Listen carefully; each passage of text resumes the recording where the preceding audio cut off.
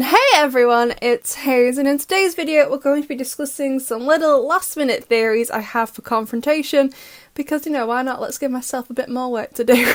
But before I get into that, as always, I've not read the show Bible or seen any of the leaks, so if you already know the reflector shaped shenanigans that go down in Confrontation, please do the opposite of Nino in Rocketeer and keep it to yourself. Thank you very much. Thank you so much! So, my first little theory is about Chloe and Lila, and oh joy to the world, I love them so much.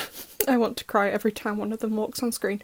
Anyway, so I think we can all agree that they're out for blood. Well, not literally, well, kind of. So, if you don't know, at the end of college in France, and we all know it's 2 weeks until the end of the school year, like bloody hell, longest 2 weeks of my life. But anyway, you write out like a little application where you want to go for lycée, which is like French high school, on what you want to study, and you give it to your class rep.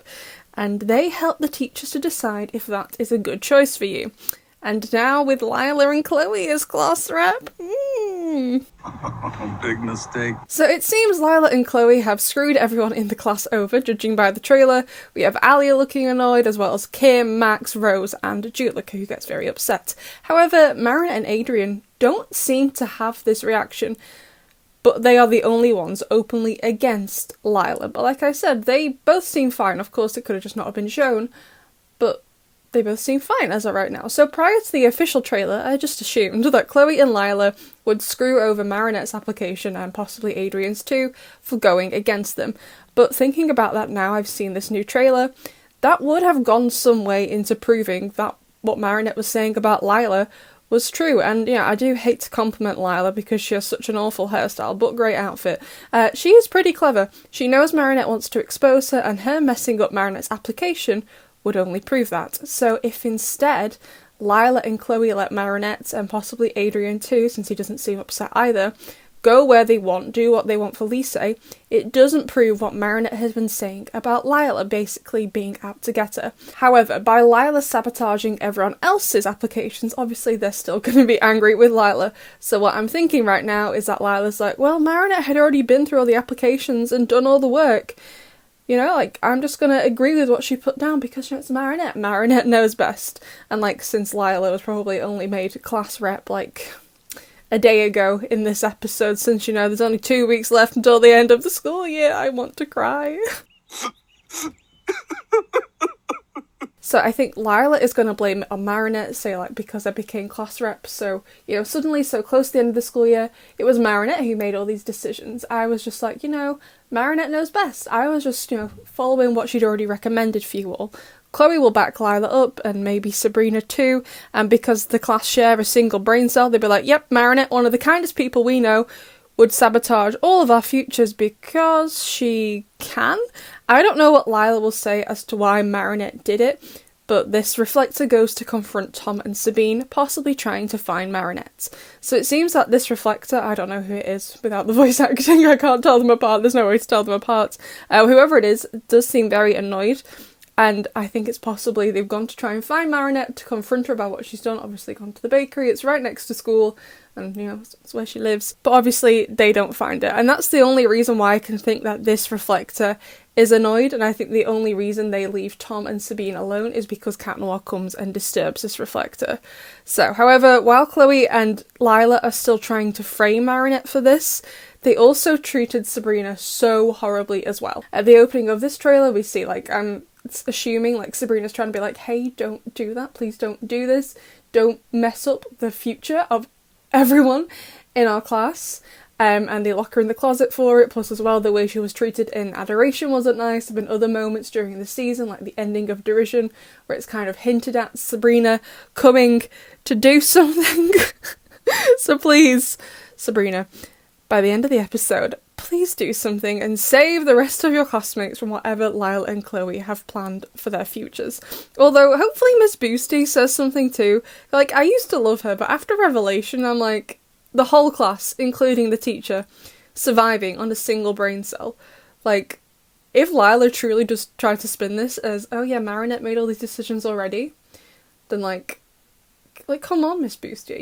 Marinette wouldn't do this. Marinette knows everyone super well. Lila, she never seems to really interact with any of them. Does she even know all the names? I don't even know if she does.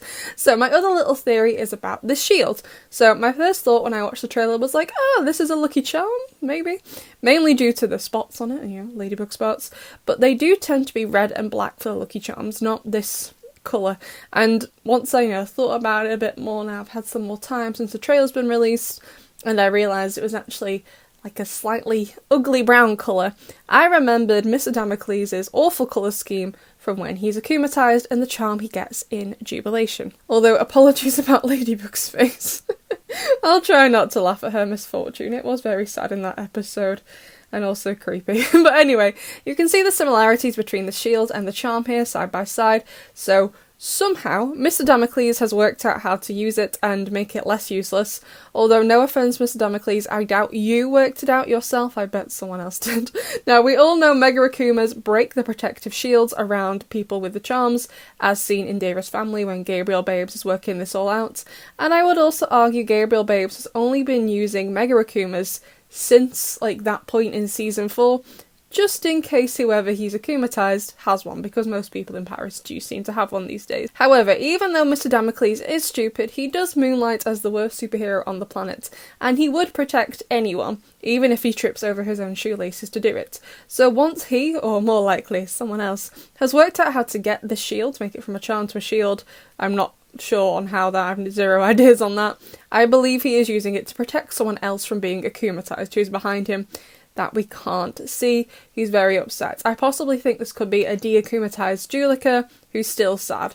Like in this screenshot, I think this could be Juleka being de-akumatized, Milen and Ivan are trying to cheer her up, but her head's still down, she still looks very sad and despondent. So I think even though Ladybug and Cat Noir save her from the Akuma, she's still sad, so is therefore still at risk of being akumatized. So Mr. Damocles takes it upon himself to protect her with his charm. So assuming this Akuma is heading for Juleka, who I'm assuming is also behind Mr. Damocles, we just can't see it. Because this isn't Juleka's charm, it repels the Akuma. So I'm not 100% certain the charm shield would protect you if the Akuma was heading for you and you use your own charm shield.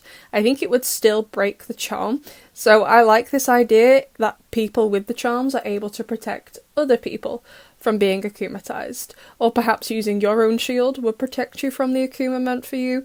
Maybe it becoming a shield kind of levels up the charm, if that makes sense. Makes it work over the Mega Akuma, and then Gabriel's gonna come up with a Super Mega Akuma that's gonna bypass the shields or something. I don't know, is this gonna be the shield's final form, or is it gonna have another trick up its sleeve? I don't know. I'm just glad they're finally not as useless as we were led to believe. Bob was right in Migration. Totally useless.